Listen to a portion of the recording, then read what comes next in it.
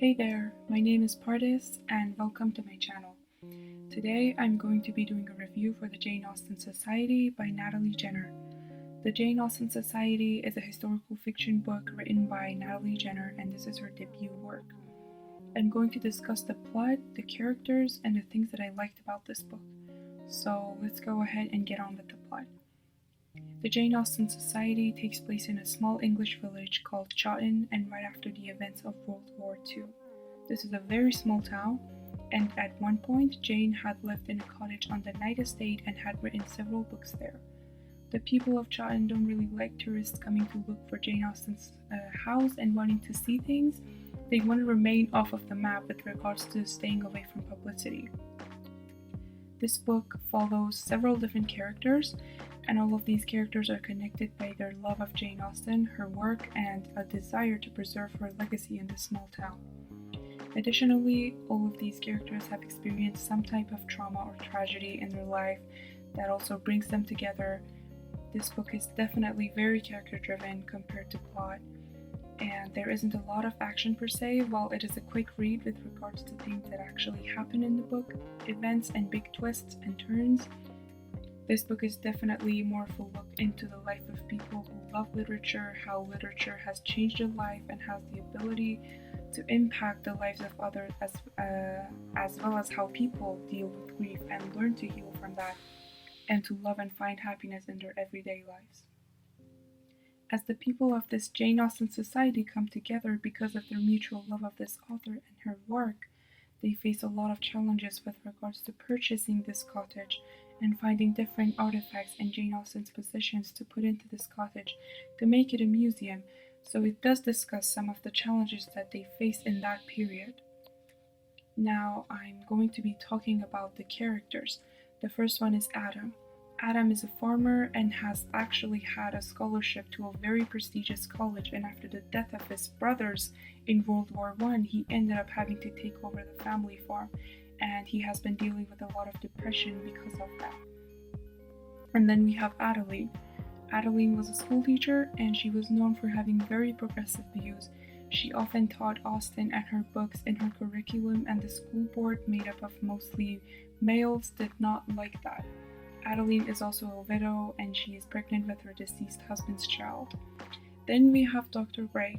Dr. Gray is in his late 40s and he is the village doctor and also a close friend of everyone in the town. Next we have Evie. Evie is the youngest of the group. She is only 16 years old and was in school, but due to some family circumstances had to leave and become a housemaid. Then we have Mimi. Mimi is a very famous Hollywood star, but she is facing difficulties in Hollywood as she is aging and she is not being casted in certain roles as she used to be. So she is consequently dealing with that and is engaged to a man named Jack. Next we have Yardley. Yardley is an auctioneer who ends up auctioning a lot of Jane Austen's jewelry and things like that to Mimi. So he and Mimi do have a previous relationship with regards to auctions and things like that. Next we have Andrew. Andrew is a solicitor. He is in charge of overseeing the Knight estate and develop the Knight patriarch. Finally, we have Francis Knight, and Francis is technically the heir to the Knight estate, and this Knight estate plays a big part in the story because it actually was a part of Jane Austen's life. The Knights were a distant relation to the Austens, and Thomas and Catherine Knight, who owned the estate, did not have children, so they ended up naming Jane Austen's eldest brother, Edward, as heir to their estates. So Jane was given the small cottage by Edward later on in life, where she lived and worked on a lot of her works. So this is why this estate is such a prominent part of the story. And Frances Knight is the last living relative of this estate, and her father just does not see the value in this having been a part of Jane Austen's life. And Frances is in an ambivalent state because of all of this. Now I'm gonna discuss the things that I liked about this book. So this book is definitely relatable to every single bookworm out there. There are discussions about libraries, publishing different literary works, and not just Jane Austen's. It discusses the Bronte sisters, and also Thomas Hardy was one of them. So if you love books and literature, then this is something that you could really connect with, especially when Evie spends a lot of her time curating the library of the Knight family just because of her love of learning and books. There's a lot of Jane Austen references, so if you are a Jane Austen fan, this would be the perfect book for you because there were so many allusions to Jane Austen novels and characters' situations.